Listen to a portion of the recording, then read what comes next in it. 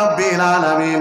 একজন মুসলমানের আসল চরিত্র হলো জীবনের মাটিতে যা কিছু করবে সবটাই আল্লাহ তাবারক ওয়া তাআলার জন্য করবে, আল্লাহ তাবারক ওয়া তাআলা ছাড়া অন্য কারো গোলামি করবে না।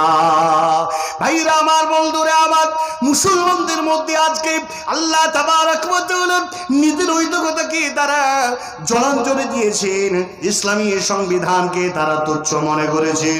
বিশ্ব নবী যেটা দিয়েছেন, যেটা নিষেধ করেছেন আর যেটা মানতে বলেছেন, আমরা কিছুটা মানি আবার কিছুটা ছেড়ে দিই, আমরা সবটা পুঙ্খানুপুঙ্খভাবে মানি না।